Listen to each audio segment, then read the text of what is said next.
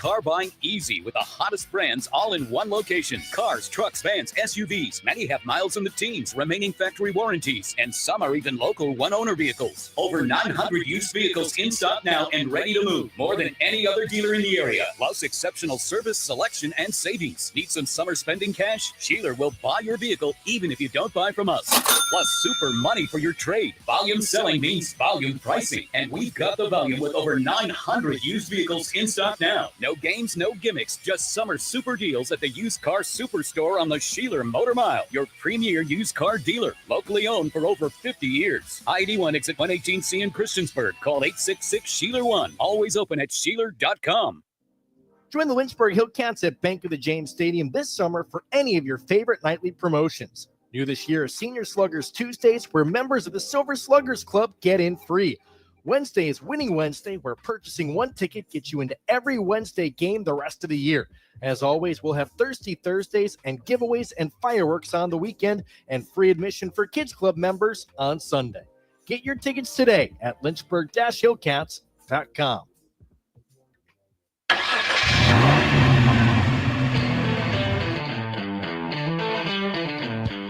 You're stepping into the fast lane on the VTRN Sports app, 93.3 FM and 1320 AM Lynchburg, or by asking Alexa or Google Home, open VTRN Sports Lynchburg. Now, take the fast lane through the topics that matter across the Commonwealth. This is the Fast Lane with Ed Lane. Well, here we go. What else is new in the fast lane? That, of course, being that, for one, we're taking a quick moment to actually get signed in on our VTRN Sports and Fast Lane Ed Lane streams on Facebook Live and YouTube. I think we're finally there, though, so that didn't take too long. The other is this. Bye-bye, summer. Here we are. Today was the first day of many that will be spent from, basically the end of July through the end of March, when you include postseason recaps over at Liberty University. And realistically, we'll go into April and May because I would expect baseball and softball to have pretty good years in the future. So we're probably going to be on tap for both of that. So Liberty's right now in that unique spot where you're still looking back to a small extent on last season, but you're also looking ahead to this season. And look, 8 wins and 3 losses in the regular season. Liberty didn't play the App State game. They missed that opportunity, obviously, to get a 9th win. So 8-3 in the regular season, 8-4 if you include the bowl game loss where everybody opted out against Buffalo. But it's not really the standard when you consider that Liberty far outpaces the rest of Conference USA in terms of their resources. And frankly, the Liberty Flames, who had a difficult time, hence our chats with Jamie Chadwell, Fastlane, Ed Lane, where you listen to podcasts, because that's what we keep receipts. Right there. He's mentioned that it's difficult, Ian McCaw has, to get teams to schedule Liberty in football. So with that being said, you're playing, I think the schedule this year is intriguing, certainly with JMU at home, Old Dominion on the road. There are a number of games that are good, but they don't draw Western Kentucky, who many people project to be, myself included, the top challenger for Liberty in Conference USA. So when you're in that spot, you should outpace everyone else. The expectations are there. And on the one hand, expectations can make it challenging. But on the flip side, it is why you're paid $4 million in base salary reportedly for Jamie Chadwell. And obviously he eclipsed $5.5 million when you include all the bonuses from the 2023 Fiesta Bowl and Conference USA regular season and championship game, championship season. So, with greater, dollar bills, y'all, comes greater expectations for the Liberty Flames. Totally fair with that. I have no problem with that. But also part of it is this. When you're in an era where we are right now, players are getting paid, coaches have always gotten played. Have always gotten paid. I don't think very many of them are getting played. I think most of them kind of get the gist of the game at this point. But there's a level of self-reflection. Look, gone are the days in the world, in business, and football has been an extension of this. As much as I love football, I think it's reasonable to say that some of the football machismo mindset has needed to be phased out, and has. part of that is the idea that when you admit you're wrong, it's a sign of weakness. We can never admit we're wrong. By the way, it's even more comical in the South. Like, we all go to church on Sunday to worship the one person who ever walked this earth, Jesus, Son of God. And then we leave there and we all pretend that we have to be perfect and actually have the arrogance and ignorance to believe that everybody else is just going to buy into that. I mean, kind of comical. But then there's the other part to this where I think, if anything, players can sniff through that. Rick Kennedy, broadcast partner of ours for Jefferson Forest Cavalier for football, presented by TrostLaw.com. As Coach Kennedy has been with me now, this will be our 12th season in a row doing JF football games on 100.9 WIQO and the Virginia's Talk Station app. Actually, it is a month from yesterday, I believe. Yeah, I was going to say Trey Lyle has his first scrimmage game in 2 weeks. Yeah, you got scrimmages, then benefits, then Trey will be on the sidelines at various venues. Maybe even the ones in which we're calling. If you are, by the way, they should keep you off the JF from games. Tomorrow. Well, I'm not going to. I'm cashing. I can stay. I'm not biased towards JF. I mean, you don't have. I'd like to think we are not in our broadcast. No, actually, you would want me on the JF games because then you can be like, oh my God, Trey Lyle made an incorrect call. But I will actually say this: I don't mind you being anywhere in the region for those, because you can have that officiating perspective of what certain coaches and players and teams are like down on the sideline. So you'll have a unique angle with your Wednesday chats with Bryson Gordon of NewsAdvance.com. Ben Cates, by the way, real hectic schedule this fall, so there may be chances where we're double dipping and poaching off the morning warm-up with our own, but probably more high school football-themed chats with Bryson Gordon as well in the fast lane. Trays are more on the Liberty Flames. But, as it relates to Liberty, by the way, we didn't even play the soundbite. We went on a detour, but After Ed's potentially unnecessary detour, let's get back on the road in the fast lane. the thing we were mocking that got all this started is that Coach Kennedy from JF Cavalier Football, presented by TrostLaw.com, speaking with high school players who may not crack their voices like mine just did a second ago, but Coach Kennedy's comment has been, and he obviously coached at different spots in the region. JF, Glass, has ties to Doug Smith from Heritage and Appomattox. Like, he's been very well versed, particularly in the Seminole District, part of his great knowledge and insight in our broadcasts, if I might be slightly biased. He said that kids can sniff out BS better than anybody. Like, they have a stronger BS detector.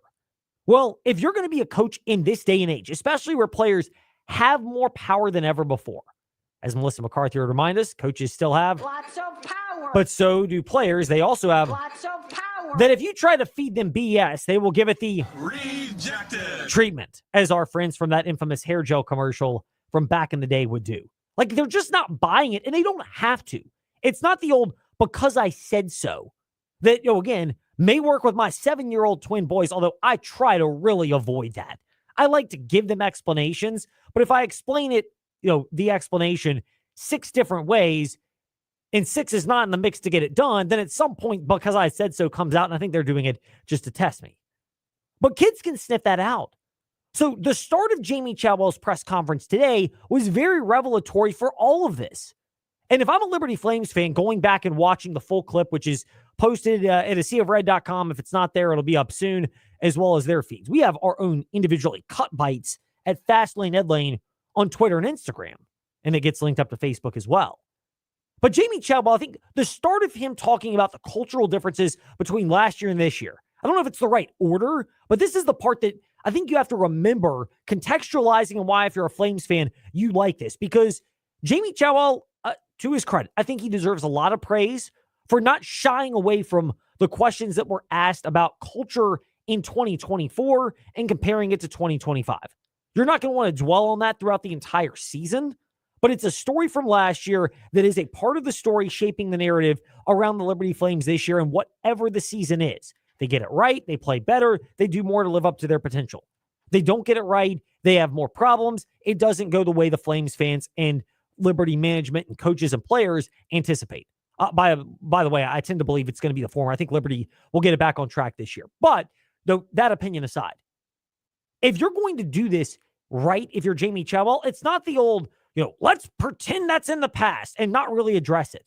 If culture is part of what you're discussing this year for the Flames, and it will continue to be a storyline throughout fall camp and throughout the season, you can't just ignore the cultural issues from last year's team. But it's not just the players. Yes, there were a lot of player concerns as well. But if you're a coaching staff member, part of your job and part of what great leaders do regularly is look at ways they can be better. And I give Jamie Chadwell a lot of credit for not going into the old, I'm never wrong. You can never question or doubt what I have to say. Look, he's the leader. He's the final voice, but he's looking introspectively. And he brought that up and was very candid when speaking with us today about what he's learned as a coach. And if anything, if I'm a Flames fan, I am eating this up like catnip. I think you're learning. I think you're learning every year. Last year was probably the most I learned on not what to do in a long time. You know, things that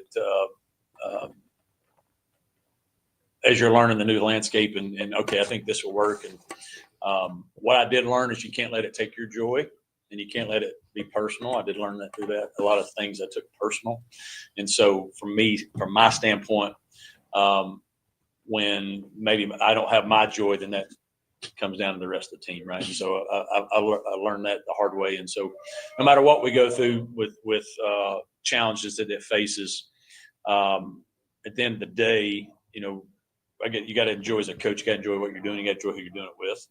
And so I did learn that through that. I think it's great for Jamie Chadwell to be vulnerable about that. And there's even more to that answer of what we played, but the gist of what we just shared from Jamie Chadwell, speaking with the media this afternoon and speaking to Flames fans as well, is that he's looking at how he lost his joy last year.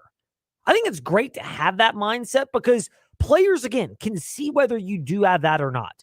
And therefore, part of your job as a coach is to create a mindset and an organization and a structure where the players, the employees, let's call them what they are, but it's like in any job.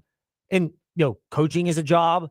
Playing now is a job. If you're in the rev share era and Liberty's a full participant in that, you're getting paid. Part of your objective is to try to make it worth and desirable for players to be there. And some of that does include, and this is where you can pinpoint, you know, Jamie Chadwell learning to do things better and how he mentioned that in that first bite we played. But some of that is understanding who not to have in your organization. And some of that is if you've got players who are ready to move on to greener pastures, and yes, we do mean it in the dollar bills, y'all, sense, then you have to be okay letting them go. And I'm not saying Liberty wasn't okay with players being let go, but I think it was kind of obvious the body language last year at different junctures in the preseason and the season of Caden Salter. And again, credit him, played through injuries at different points last year, but the quarterback is an and position. You got to play through injuries and play effectively and be a great leader. It is an and position, and there's some growth there for Caden Salter that he needed to learn, but I think also he wanted to transfer out after the Fiesta Bowl. He entered the portal 24 hours or so after that loss to Oregon, and then he came back kind of tail tucked between his legs to Liberty. And again, the financial offers may not have been out there, but sometimes when you're ready to move on as a coach and a player, it's better to still part ways, even if the player winds up not getting the best financial deal or setup that he wanted, and maybe you overestimate what your value is on the open market. If you're just not ready to be around, it might be better. And, you know, I'm not saying Salter was the only sour grapes player, but again, as a quarterback, you were in charge of instilling the right level of leadership. And it's not just at Liberty. We spoke with Brent Pry of Virginia Tech and Kelvin Gilliam and Kyron Drones Friday in the Fast Lane. And we've also spoken with David Cunningham of TechSideline.com since then, when he joined us Monday at Fast Lane Ed Lane, where you listen to podcasts. And guess what? We keep receipts. Right there. The Virginia Tech has dealt with the same thing. Clicks, issues, challenges. And some of that is, again, valuing what makes sense within an organization. Part of that, again, is, you know, it's not just everybody sing Kumbaya and go get ice cream after the game, to quote our friend Michael Lombardi, the GM of UNC football. But you do want some of that. You want a level of people enjoy being around each other to an extent. Now, that's going to change as camp gets underway. It'll change at Tech. Kumbaya vibes, some of those will go out the window. Same at Liberty. But you still want that in spite of the competition, that everybody's willing to put it in. And ultimately, when that competition of playing time and depth chart rotation ends, you support the other players, but also you're trying to be the best, knowing that if they get injured or if they don't perform in the game, you're still ready to take that because those things do happen in the world of sports. And in particularly in football, where outside of quarterback, where you want one solid player and ideally maybe an offensive line where there's a pretty good gelling unit, everything else, there are a lot of rotational pieces where playing time can really vary if you're actually balled in. And so I think some of this is coming into camp with the right mindset of enjoying being around each other and what it can mean going forward. They enjoy being around each other. I think too that there's a camaraderie that we're in this together. Not looking where they're going or where they've been or what's down the road. Really, just enjoying the opportunity of being here. That's shown up. They've spent more time together off the field and more time in the building. And that's contagious when you got guys that want to be around, want to be in the building, want to get better. Other people want to do that. Tony Bennett, when he stepped away as Virginia's men's basketball coach back in October of last year, 2024, he mentioned the mental health element of athletes. And some of that is because you can transfer more easily, because everybody knows to an extent, if you're talking and players do talk, you'll have a general idea of what players are getting paid from other programs and teams. It becomes easier to get distractors out there. And these are not professionals in the NFL where you understand if you have a good season or a bad, a healthy season or an injured, positional value, and you have seasoned agents around you that can help you to have the right focus during the season. Stay in the present. College players are having to learn this. And I think it's also on programs and coaches to have the right support staff in place and understand that, hey, if you want to leave somewhere after the season because you had a good year, if you're Jamie Chadwell, he's made these comments before about Liberty, understanding that, it's closer to probably a JUCO model, not completely, because I think some of these people still want to be at Liberty University, but a lot of these programs, even at the top end, players will transfer from one blue blood to the next. We'll just throw it out there. But Andrew Makubo was an example. Went from Clemson to Texas. We see this all the time. Former Liberty player. CJ Daniels went to LSU. Then he went to Miami, from one big program to the next. These things are going to happen. So if you're in the spot where Liberty is, finding the ability to help guys understand that, hey, whatever happens after the season is going to happen after the season. But it's in your best interest to stay focused in the present. And I think it was a hard thing last year. We all know about Caden Salter, but he's not the only one of Liberty players that were looking at the transfer portal or seemingly had their eye on opportunities elsewhere. Look, again, in college football, you just don't have that level of advisory. I don't count Uncle Bob or your close personal friend Tim, or insert your person here of choice, who is your, I'll use air quotes for those that are watching at Fastlane, Ed Lane, and VTRN Sports on Facebook Live and YouTube. Yes, the sarcastic look is coming when saying that these players' advisors are not exactly the type of advisors that resemble what you would find in the NFL, where you have seasoned agents who can work on your behalf and say, look, we're going to knock out a contract right now. It's best to wait to hit the open market, but you stay present in the current present on your job and we'll handle the rest. And you can sit there and go, yeah, I kind of have an idea that Drew Rosenhaus has been doing this for a couple of decades, or that CAA or Athletes First or insert your other group have been doing this. Like Uncle Bob ain't the same thing as Drew Rosenhaus. Your advisor and friend Tim is probably not the same caliber person as CAA or Athletes First. Just saying. And so college, it is a bigger challenge for coaches. And therefore, understanding that a lot of this still requires some of the old school elements that Jamie Chadwell mentioned, including the concept of cultural growth. You grow from things that you tried and it didn't work, and why didn't they work? And so, or what did I allow that I shouldn't have allowed? So you look back on that. So some of the things that we did in this off season were things that I needed to improve. And I didn't do a good enough job last year on, with that crew. And so you look back, you plug, hey, what can we do differently, or what can we do to make sure to try to protect your culture as much as possible, right? And so I wouldn't say that we didn't have complete wholesale changes. We didn't. I believe I did a better job of understanding things that we needed to protect more, and so we did. I think we did a good job, and the coaches did a good job of that this offseason.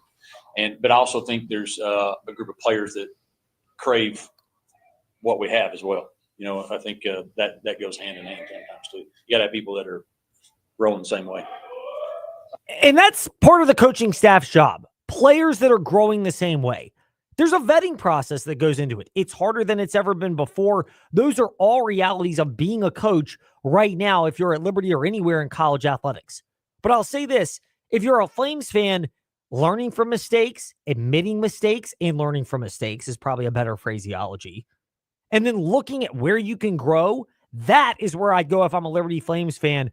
All right, I like the direction that this team is poised to go in. Are they going to be as raw talented as last year's team? No, they've lost players both in the early portal window. I mean, for all of his warts, Caden Salter was an extremely talented quarterback. He got them to a Conference USA championship in the Fiesta Bowl in 2023, and I think Flames fans should still appreciate that season, even if they don't like how it ended.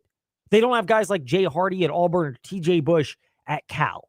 And the whole portal window, again, I'd like to have one as opposed to two. I'm not alone in that category. That was what most coaches expressed at the ACC kickoff, including our chat with Brent Pry from last Friday, where you can listen. And guess what? We keep receipts. At Fastlane Ed Lane, wherever you listen to podcasts, including Facebook Live and YouTube. You know, those are all things that go into it. But so does self-reflection and leadership, and that is a plus for the Liberty Flames. It's a plus that we have a chance after our chat with Motor Racing Network lead pit reporter Steve Post to give you our own version of what he said and what he meant for NASCAR, plus the Fast Five at 5-ish with other headlines, including balloting in the ACC. All of that coming up, but first, when we return, Steve Post, Motor Racing Network lead pit reporter, will join us to discuss the stretch run and everything else going on here in the Fast Lane on the VTR and Sports app, and ask that smart speaker, open VTR in Sports.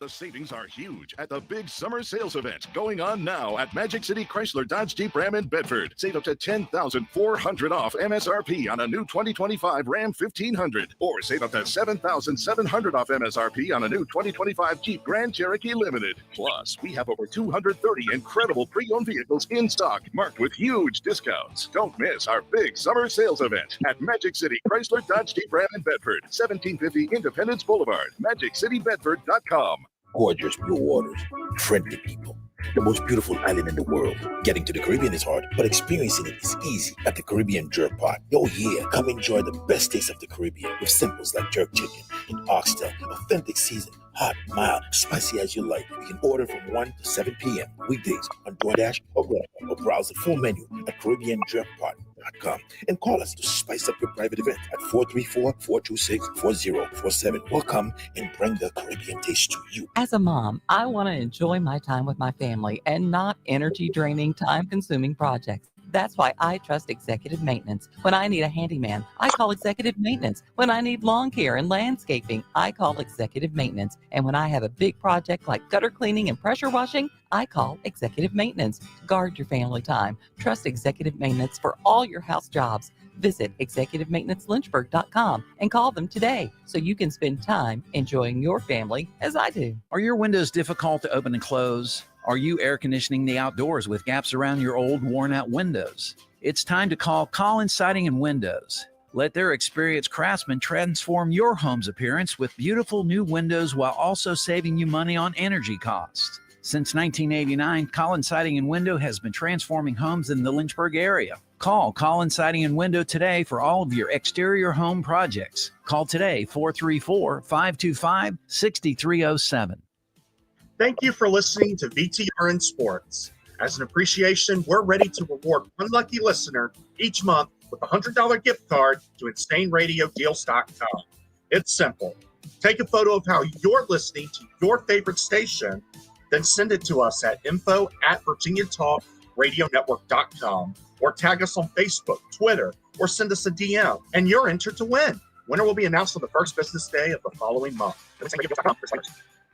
Head to Lynchburg-Hillcats.com to lock in your tickets for the Lynchburg Hillcats this season. Now here's VTRN Sports.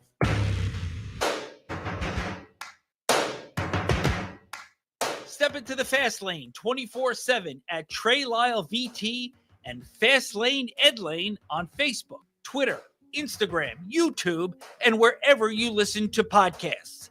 Now, back to the Fast Lane.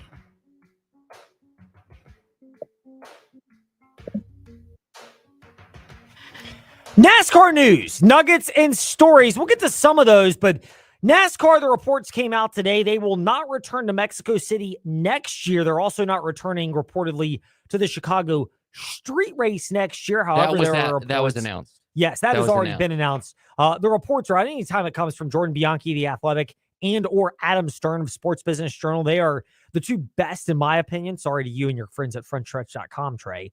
But they're the two best breaking news reporters when it comes to NASCAR. You take and the up business too much side of time things. for me to break news. I mean, I do. It is a real challenge for me. I'm not good at helping you manage your time, Trey, and I fall on the sword for being not so skilled in that. I'm just kidding. But I give NASCAR credit for the ideas. I think people lose sight with the idea of NASCAR taking a break from Chicago, although it seems more like a break as opposed to a break up. And maybe the same thing with Mexico City. It's setting the blueprint for how to do international travel, how to put these on the schedule. You at least get the ball rolling by going at it. It may not be perfect. And I'll use the same thing with the in-season tournament because I think there should be tweaks. NASCAR should be praised with it, but where I would be more critical is if they just kept doing the same thing, like Michigan to Mexico to back in the U.S. They're trying to get this more logistically flowing for Mexico City. Or Chicago race, it does have to jive with Chicago in a better timeline of year. Or the All-Star, the in-season tournament. I like the concept. Maybe start it somewhere other than Atlanta. You're like the biggest fan of it, considering the winner. I'm just saying. Yeah, but that doesn't even count for a real championship. So that's my thing. A tie needs to get to the playoffs. But anyway, I was going to add with the Mexico thing, a big reason is obviously the World Cup being in Mexico City next year plays in a part of why they're not in Mexico. See, and thank you, Trey, for interjecting that, because I think it's great to remember that you've got the ball rolling. You have an idea of what to do. And if you're just sitting on the sidelines not getting better, please criticize NASCAR. I'm cool with that. And there have been areas where NASCAR deserves criticism. But in a lot of cases, NASCAR's ingenuity, particularly over the last 5 to 10 years, they've been willing to make tweaks and try to make the changes when it is necessary. Somebody who is familiar with the inner workings of NASCAR, he's been in the pits for a long time, and he's the lead pit reporter for the Motor Racing Network, Steve Post. Back with us once again in the Fast Lane. Steve, first of all, it's a joy to be seeing your face. Long hair, don't care. First of all, that is always a plus for us. We love it. Yes, indeed. Second of all, how much does NASCAR deserve credit for not just trying new ideas, but continually being willing to pivot, even if it means you may take a break in the short term to try to make sure you improve upon ideas from one year to the next? Yeah, I think it's fascinating to me as someone who's been around NASCAR for 25 years. It used to be families had a plan the second week of August to be like, no, I can't do that. I'm going to be in Watkins Glen. It used to be the third week of September. We were in Dover, and we have that no longer. It's a topsy-turvy world with it, but I think it's great. And I heard a little bit of your conversation, and yeah, Chicago was awesome, but it wasn't working for Chicago or for NASCAR on 4th of July weekend.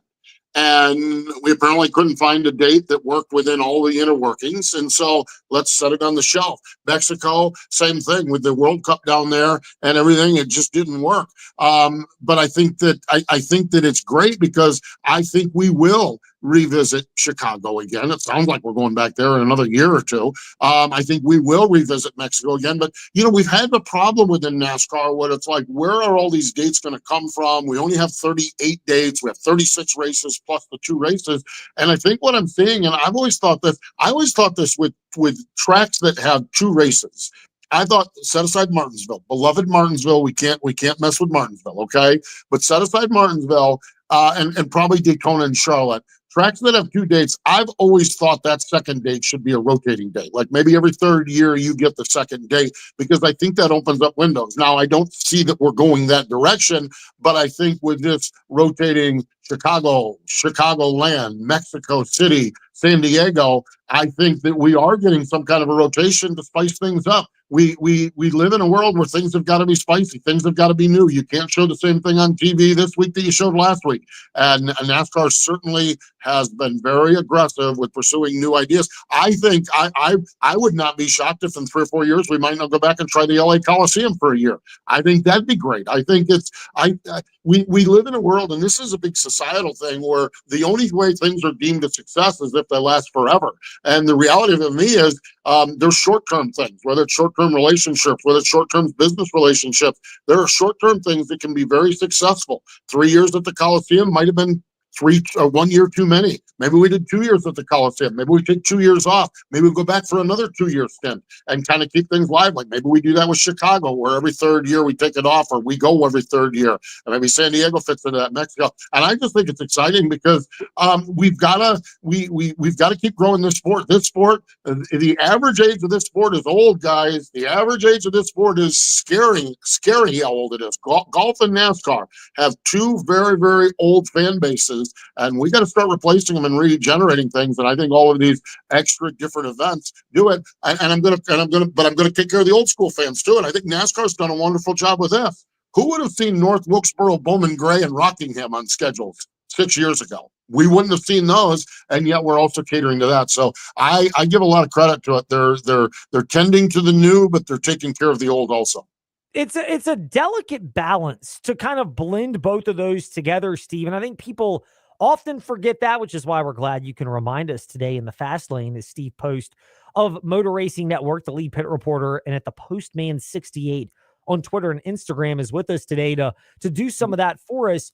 For NASCAR, some of this is the experimentation, and you hear about an idea and then a couple of years later it comes to fruition. How much of this is the understanding for NASCAR that if it's in a NASCAR owned or an SMI, Speedway Motorsports owned venue, there's a reasonable amount of flexibility ping-ponging from one venue to the next. But when you're talking about LA Coliseum or street races or international races, these are logistically much larger. And then on top of that, you did it to get to Mexico this year, but in a perfect world, you don't want to have to go from Michigan down to Mexico, then back into the United States. So you try it sometimes to just get the ball rolling, but inevitably, when you're putting all this together, you also have to try to fit it into a schedule that is not just deathly killer on these teams.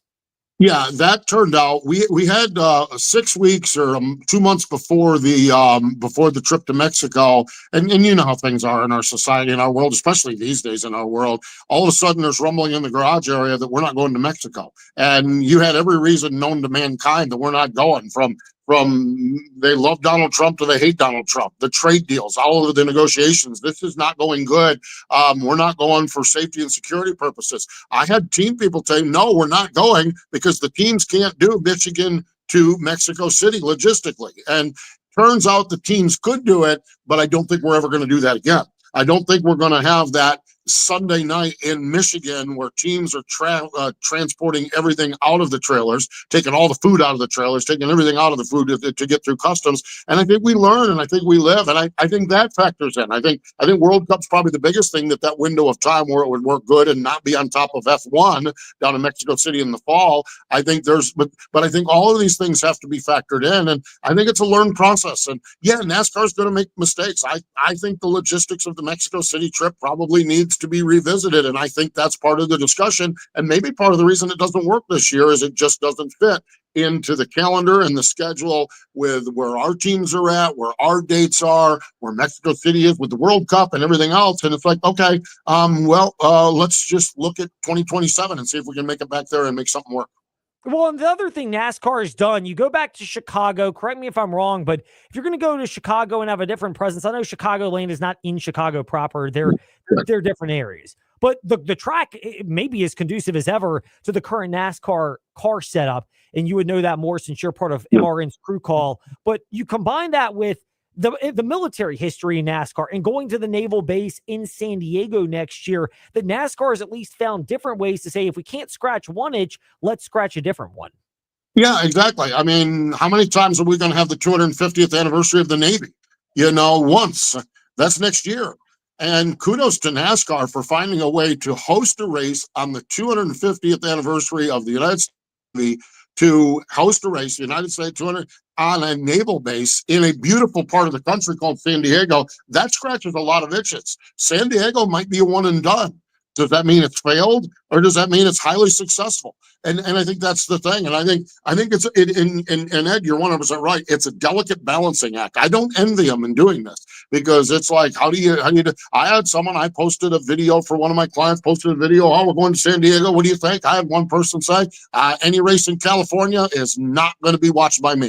And I'm like, well, Oh, okay. Now that's unrational. There's irrational fans also, but we have to balance and put it all together and make it all work. And I think overall, I think the creativity of it has just been exciting. Like I said, I don't know where I'm going the second week of August now. And it used to be, I know I was going to be in Watkins Glen every year for the same old routine. And now it's all mixed up. We went to Michigan the first week of June. Man, that was awesome. It was great going up to Michigan. And some of these tracks have really thrived. Pocono, when they went from 2 dates down to 1 day, oh my gosh, you want to talk? They had 2 really good weekends. Now they have one epic event up in the Pocono Mountains, and the epic events are really, really special. That's for sure. How much you're on the inside of this more than we are, Steve Post, Motor Racing Network. By the way, the fan that said they would not watch a race in California, you're classier than we are. I would have been like, thanks for listening to mrnradio.com or downloading the app since you're not watching. We really appreciate it. You're a lot classier than we are, Steve, although that is what my family and I do since I'm out with my kids so often on the weekend. We enjoy listening to you and your crew there. But, for NASCAR as well, Richmond's in the same boat. They're coming up in a couple of weeks. They've gone from 2 to 1 date as well, and Richmond's in our backyard. How much does this pressure may be the right word, onus may be a better phrase, but how much does it put the expectation on a Richmond or a Pocono that if you're going from 2 to 1 date, you better make that 1 date count because you know how fragile these dates are? Well, I think both entities, and one is owned by NASCAR, Richmond is owned by NASCAR, and one is an independent racetrack, but I think both entities are confident in their abilities. Pocono's found the way to do it. Take a summer weekend, bring the trucks, bring the Xfinity, camping, fireworks, concerts, shows, check in on Wednesday, check out from the world on Wednesday, and check back in with the world on Monday, and come to the Pocono Mountains, and we're going to have something for you to do. They've done a good job. Complete honesty, we haven't figured that out with Richmond yet. I don't know that an early August race in Richmond is going to be the answer. It's going to be warm. It's going to be sticky. And I think that's the thing. And I think, does that mean you stop trying? No, that means, maybe Richmond moves back to a September date and takes a playoff spot where it becomes something really special. That's a great time of the year up there in the Commonwealth as well. Maybe it's in the spring. Maybe it's, and I think that we have to peck and choose and find where these things work. Pocono again is a great example. Pocono has grabbed a summer weekend and said, you're going to come to the Pocono Mountains. You're going to forget about the world. We're going to entertain you. You're going to have a great time. And you know what you're going to do? On Monday, you're going to renew your tickets to come back and do it again next year. And that's what they do. And we've got to find those little nuances for the various tracks. And Richmond's the one where I'm not sure we're there yet. Now, I might be totally wrong. We might go there next week. We might go there in 2 weeks, and the place might be just bonkers. And we might have hit the combination that works. And whether it's a craft brew fest that we partner in with it, and concerts and music and everything. But that means you just got to keep trying and figure out what's working. Richmond's been a struggle. It really has. The competition at Richmond. I love Richmond, man. I hate that we lost 2 dates up there, but the reality of it is it's not been all that compelling at times. And so we need to figure out what works in Richmond, Virginia on a 3/4 mile oval with this generation of race car. And I think that's why we keep trying things.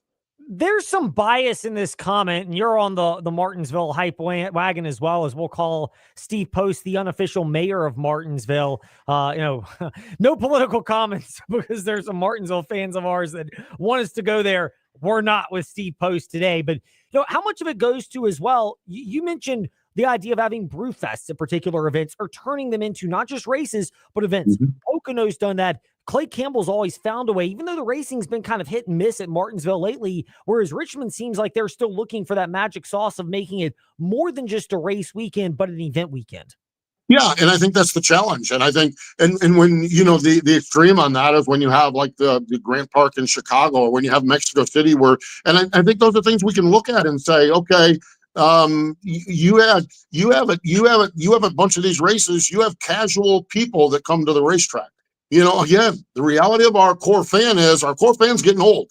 It's tough to get around for a lot of our core fans. Air conditioning at home with MRN or with television is sometimes preferred by our core fans. So how do we get that person that has a casual interest in it to maybe come out and do something, and Brewfest or concerts or different other events in conjunction with it? Look at the Indianapolis 500, what they do in the Snake Pit. I mean, they have an EDM concert while the race is going on in the Snake Pit, and there's 100,000 people in the snake pit that maybe don't even see an IndyCar race during the Indianapolis freaking 500, but they're there in the snake pit doing the EDM concert. And I think it's just a matter of finding that blend, finding that balance that works for each individual track. And each track is different. Each facility is different. Each market is different. It's a challenge, no doubt about it. The Postman 68 on Twitter and Instagram, as Steve Post is with us there, motivating us, by the way, with all of his runs that he does. That's always the highlight of mine, looking at you, Steve, on social medias when you're doing that. I would imagine, first of all, it's prepared you to run on pit road and be able to be an even better pit reporter for the Motor Racing Network. So too has your work with Crew Call, which is the podcast I've started getting into. You recently had one with the crew chief of what I think may be the dark horse right now in the NASCAR Cup Series, not Ty Gibbs, but his teammate Trey, Chase Briscoe, who I think is the driver that people may be sleeping on when it comes to a playoff push, given how he's, again, to get my usher on for a moment here in the fast lane, Steve, confessing, I was skeptical of the move. You were with James Small, and you've seen the evolution firsthand on pit road for the Motor Racing Network. Am I off base in believing that may be the sneaky dark horse when we consider the regular favorites at Hendrick, Gibbs, and Penske going into the NASCAR playoffs? And even I think you're right spot on there. I think it's fascinating, and somebody, and it wasn't me, and I wish it was me, but it was one of these, I think it was Dover, might have been one of the PRN guys say, I swear to God, it's just like Martin Truex Jr. still in that 19 car. Now, that's a compliment. That's a huge compliment that's the case. And so we had James Small on last week on Crew Call, and we kind of talked about the evolution of how Chase Briscoe is, and they've done things a little bit different there. Generally speaking, and I do Crew Call with Todd Gordon. Todd's, of course, a championship-winning crew chief, won the championship with Joey Logano, a lot of success with Ryan Blaney up at Team Penske. And Todd's philosophy is you kind of figure out what your driver needs and try to give them that in the race car. Joe Gibbs Racing and James Small has kind of done this backward. They've kind of said, Chase, can you adapt to this 19 car? Because this 19 car is not broke. This 19 car has been one of the fastest cars for the last 5 years in NASCAR. This generation of race car, Martin Truex Jr., and they get a little wonky on strategy at times, and they make a misstep here, but it's not through lack of speed. And Chase has been a chameleon and has just adapted to this number 19 car. And boy, we're seeing the fruits of the labor on that. We talk to teams all the time. You got to put a weekend together. Man, I'm telling you what, Chase Briscoe, he gets the start of the weekends really, really good. And you get that track position, and you get ahead of that curve, and you get ahead of that wave, if you will, with track position by having a good qualifying run, by winning a pole or starting on the front row. And you set yourself up for a good weekend, and they've done a wonderful job with that. I would not be surprised. And the other thing is, Chase Briscoe, great road racer. Great short track program there with Joe Gibbs Racing. Speedway program with Joe Gibbs Racing is really, really good. Intermediate tracks, they're so fast on intermediate tracks. They can go anywhere and win a race, and I think that's going to be really, really key as they get on the stretch. I think this is a team we could see at Phoenix, which, by the way, Phoenix is where he got his career first win, driving for Stuart Haas a few years ago. So I really like what's happened with Chase Briscoe there in that 19 car. We will wrap it up from that conversation that you and Todd Gordon had on Crew Call, the MRN podcast, when you spoke with James Small a week or so ago. Just check it out, Crew Call, wherever you listen to your podcasts. But how much of this is also the fact that Chase Briscoe not only is fitting and adapting to the car, but James Small's ability to communicate and maybe relate with Chase Briscoe in a way he did with Martin Truex Jr., particularly on the value of crew chiefs and what they need to do. I thought the phrase was great. Estimating versus guessing. And if you're guessing, it's kind of a blind shot in the dark, versus estimating is you're getting it close and then trusting that you have the driver with the talent and the right mentality to be able to get the thing over the top. Yeah, James was brilliant with that, and I just literally was taken back by it because we all talk about, man, you guys struck it right, you hit it right, you hit it lucky, and there's just so much knowledge and wisdom that goes in that, and I think that's the thing, and I think that dynamic, that crew chief driver dynamic, and let's go to a little different level with this, okay? Remember when Ray Evernham and Jeff Gordon started? Ray was the heavy-handed boss. Jeff was the young kid learning the ropes. Well, over time, all of a sudden, Jeff's like, Ray, you don't need to tell me how to drive this race car. And the next thing you know, they're going in different directions. Chad Knaus and Jimmy Johnson, the last year or two together on them was painful to listen to on the radio because you had Chad Knaus telling Jimmy Johnson how to drive a race car. And in Jimmy's early days, that was great. But Jimmy, as he gets later on and has 6 or 7 championships, he's like, dude, you don't need to tell me how to drive the race car. So you get that balance, and when you come in with a veteran like Martin Truex Jr., with a guy like James Small, you're dealing with a champion. You're dealing with a veteran, and you've got to work in the way you communicate with him. Then you get Chase Briscoe, who has not had a great opportunity. Yeah, he got to drive his hero, Tony Stewart's car, and he won some races in Stewart-Haas Racing Equipment, which speaks volumes, by the way. But he knows that this is his big chance. This is his best opportunity, and James can take a little bit different tone, a little bit different tact, and they can put this together, and he can sell these guesstimates, these things. He can sell them to Chase a whole lot better than maybe he could Martin. Chase gets by the way, he's fat, dumb, and young out there just saying, well, James says this is going to work, and he wheels it off in turn number 1, and it does. So it's fascinating. The crew chief driver dynamic is fascinating, and the James Small, I think one of the assets of that team is the James Small Chase Briscoe dynamic. We'll wrap it up on this. I need to get my usher on once more and confess, because you brought up an interesting point about, the latter years of Jimmy Johnson and Chad Canals and Jeff Gordon and Ray Evernham. You've got the experience working with Todd Gordon on the MRN Crew Call podcast. You're the senior pit reporter, Steve, for the Motor Racing Network. So you've been in the pits for decades around there. How much of this, take us inside NASCAR for a moment to wrap it up. How much of this when crew chiefs that have been successful, with drivers that have been successful, when they split, how much of it is new blood? How much of it is, as the driver evolves, the crew chief has to evolve, or the crew chief needs to go to a different scenario and situation?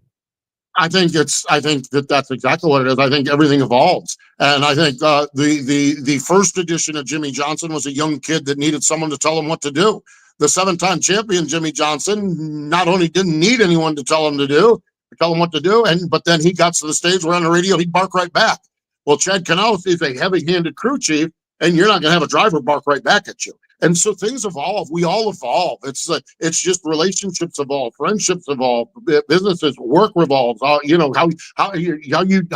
do this evolves, and it's how you adapt to the evolution of it. And I think sometimes when you have an intense relationship, like a driver-crew chief relationship with 2 intense, highly trained, highly skilled professional athletes, hey, face it, athletes have egos. That's the beautiful thing about them. That is 0% of that is meant to be negative. Athletes have egos. Those egos are what makes them great. But those egos are the ones where the crew chief tries to tell you how to drive, or the driver tells you how to crew chief. That's where those problems come. And I think that happens. And I think that's why a blended relationship like that is tough to maintain for years and years and years. Steve, thank you so much for your time in the fast lane, for going a little bit extra when we were not anticipating it, but your wisdom was so great we couldn't help ourselves in asking questions. We will keep it locked to the Crew Call podcast as that drops this week, plus the Postman 68 on Twitter and Instagram for your updates, including racing. And one of these days, I'll have to come down there and pick a 5K or a race that you're running and try to join you in it. I know, Ed. Yeah, I got to get out the door. I've got a run club here tonight. I got to get out and get a couple miles in. That's right, because it's only 97. It's only 97 degrees. Oh my goodness. It's, we're breathing water out there is what it feels like. It is just brutal running in this weather. It's not just you. It's not just you. If you feel slow, everybody tells me it's the same thing. There's going to be a lot of walking in my future over the next hour or two. That's for sure. It feels that way. Steve, thank you so much. We love catching up with you and appreciate it. Great to catch up with you guys. Thanks for the time. Indeed. Steve Post with us here in the Fast Lane. When we return, some other thoughts that we have on what we just discussed with Steve, plus some other developments, ESPN, Coach Prime, all of that when we return here in the Fast Lane. For deals at the Used Car Superstore on the Sheeler Motor Mile. You don't need super strength to get approved for credit. Sheeler owns the finance company. Getting approved for credit is super easy on the Motor Mile with financing options for every budget. Sheeler makes car buying easy with the hottest brands all in one location. Cars, trucks, vans, SUVs. Many have miles in the teens, remaining factory warranties, and some are even local one-owner vehicles. Over 900 used vehicles in stock now and ready to move. More than any other dealer in the area. Plus exceptional service, selection, and safety. savings. Need some summer spending cash? Sheeler will buy your vehicle even if you don't buy from us. Plus super money for your trade. Volume selling means volume pricing. And we've got the volume with over 900 used vehicles in stock now. No games, no gimmicks, just summer super deals at the Used Car Superstore on the Sheeler Motor Mile, your premier used car dealer. Locally owned for over 50 years. I-81 exit 118C in Christiansburg. Call 866-SHEELER1. Always open at Sheeler.com. Your home is more than just walls and windows. It's where life happens. And at Right Choice Construction, we get that. We're not just builders. We're fathers, mothers, neighbors, just like you.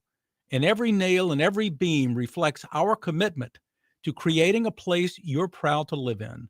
With Right Choice Construction, you're choosing a team that's been perfecting the art of building for years. So build with us, build with experience, build with quality, build with Right Choice. The Salem Red Sox come to town July 29th through August 3rd, and the Lynchburg Hillcats are bringing fun for every age. On Friday, make sure to get to the gates early as we'll have another special giveaway for you.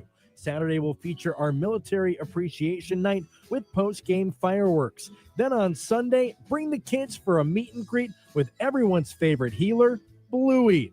Get your tickets today at lynchburg-hillcats.com. Your next experience is awaiting you at InsaneRadioDeals.com. With summer heating up, these deals are only getting hotter. Check out great deals from Rise Up Climbing, 4-day passes to Floyd Fest 25 Aurora, Aquatrek Adventure Tri-Scuba classes, and much more. And of course, tickets to Lynchburg Hillcats, all at InsaneRadioDeals.com. Check out these deals before they run out. Summertime at InsaneRadioDeals.com. It's just heating up.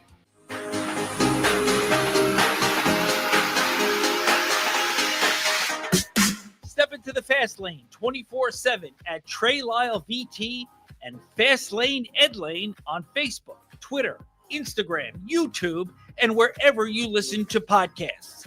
Now, back to the Fast Lane. Not that this directly affects me and probably not a lot of our listeners because Embrace Debate isn't really what we do, but it is where we start the Fast Five at 5-ish. It's time for Fast Five at 5-ish. 5-ish minutes on 5 relevant topics done around 5 p.m.-ish. Ish, because our counting skills are kind of ish. Let's start with number 5. Well, Shannon Sharpe is out at ESPN, the former NFL tight end who was an analyst and had his role on the great show First Take. You know, my favorite. Has not been at ESPN since April, and now he is officially out after reportedly settling a lawsuit after a woman claims that she was sexually assaulted, harassed, and that Sharpe committed battery against her. Could be a he said, she said. I just continue to go back to this line. I can't make an official legal proclamation of whether Shannon Sharpe would be innocent or guilty, and it's not coming to a trostlaw.com fast take at any point in the future on that. But for Shannon Sharpe and where he was with this particular situation, all I will say is a lot of these people on these shows speak for yourself. First Take, insert your Embrace Debate. Why do we get surprised when they're in a charged environment where it's highly hostile and antagonistic, and then the hostile and antagonistic behavior carries over into other aspects of your life? If you keep promoting it and acting like that, maybe it's not all that surprising that eventually it bleeds over. On to a more optimistic story about a former football player, now turned coach. Number 4. This guy, of course. Do you believe that? Huh? Coach Prime. He is going to be back on the sideline for the Colorado Buffaloes, announcing a couple days ago that he would return as coach after undergoing bladder surgery to remove cancer. At first, I scoffed at this. Again, to get my usher on here in the Fast Lane, that I was on the camp where it's like, okay, what are we doing making an announcement about your coaching future if you're Coach Prime at the start of the season? Is this just another attention-grabbing tactic? And maybe that's the downside of being someone who goes that route all the time. But now that we know more about this, again, I have to get my usher on. And I have to admit that, I was a little bit presumptive when it comes to that, because I think it's great that Deion Sanders is raising awareness for men getting screening as they get older. Sanders has had a number of procedures, I think 13 in the last couple of years, including the amputation of a couple of toes. So a lot of this is the toll that football takes on you the further you go. And I think it's worse for older players because there are more medical advances now and there's more knowledge of how to handle these type of situations than there ever was before. But you're still sacrificing your body. It's admirable, but it's also admirable how Deion Sanders has raised awareness because of that. Meanwhile, Number 3. polls are out for the ACC preseason. Here's a shocker. The Clemson Tigers have been tabbed as the preseason favored in the ACC. If you followed anything with us in the fast lane, I've got Clemson over 9.5 wins. I've got them at plus 150 to win the ACC. I've got them at a 22-1 average when you include boosts and everything to win the national championship. I am loaded up on Clemson. When I saw the first mock draft for 2026, yes, I'm that nerdy. As soon as the 2025 draft was done, I looked at the first one. And not saying these are going to be completely accurate. They're more talent assessments. But Clemson had 7 to 8 players in these first rounds regularly. And they're at premium positions. Quarterback, O-line, D-line / edge rusher, cornerback, wide receiver. I'm going, all right, if you got enough talent there and you're in the ACC where you're not going to be physically beat up the way a lot of schools are, they're number 1. Miami's number 2. I've got them further down the list. If Cam Ward did what he did last year, I have less faith in Carson Beck. I'm not high on the Miami train. I had SMU, Louisville, then Georgia Tech. I got North Carolina at 8th, or about where people expected. I have Virginia Tech at 11th and Virginia at 14th, around the same line where people expected it again, because I am in prove-it mode for Brent Pry and the Hokies and Tony Elliott and UVA. All I have to say is, as someone who didn't vote on this, Ty and I took a fun guess on what the order would be this morning on the morning warm-up. Check that out wherever you get your podcast. We had Miami and SMU flipped, and we had Louisville and Georgia Tech flipped, but we got all 5. And I said my dark horse was Duke, who's 6th, and Ty said Syracuse, who's 12th, and I think they had a lot of good luck go their way last year, so hard to pick that. But I feel pretty proud of us getting the top 5 teams, which honestly is probably, if you made tiers, the top 5. Like Clemson's in their own tier, then Miami and SMU in their own tier, and then I would say 4 through, honestly, like 12 is probably their own tier, and I wouldn't be shocked if any of those finished in those spots. Number 2. We didn't get to this as much as we should have, although Seawall did with us Monday in the Fast Lane at Fastlane Medlane, where you listen to podcasts. And guess what? We keep receipts. Right there. D.C. Mayor Mario Bowser says their position on a new stadium in Washington, D.C. would not change, despite President Donald Trump's request to revert back to the prior name, the one before the Washington football team was their name, the Dan Snyder era team name. Just remember, Washington, D.C. got the leverage from the federal government in terms of the operation and the decisions that are made at this particular venue. And because of that, that's why you should not be surprised at all that this is going to go through anyway. Donald Trump can grandstand. Certainly you'd like federal support and you'd like to have their funding behind this as well. And there are ties federally between Washington, D.C. and the federal government, but they're no longer the ones who have the ultimate trump card, pun completely intended. Number 1. NASCAR's Premier Cup season the Cup Series, will not return to Mexico City next year. Trey, you hit the nail on the head in our chat with Steve Post, but there's a different angle about the fact that Mexico City looks like it's going to be subbed out for Chicagoland Speedway. This venue actually is a much better fit from a quality of racing standpoint in terms of the modern car. Chicagoland and even Kentucky, which was phased out, are venues these 1.5 miles where, with the current NASCAR setup, I'm not guaranteeing it will, but I'm saying it should produce better racing, whereas road course, you're doing a lot of this because of the novelty, but not much else. Meanwhile, when we return tomorrow in the Fast Lane, more on these NASCAR topics. Wyatt Watson of FrontStretch.com slated to join us in the Fast Lane, plus more of your thoughts as well. Fast Lane Medlane, where you listen to podcasts, including Facebook Live and YouTube. Thanks for listening to the Fast Lane on VTRN Sports 93.3.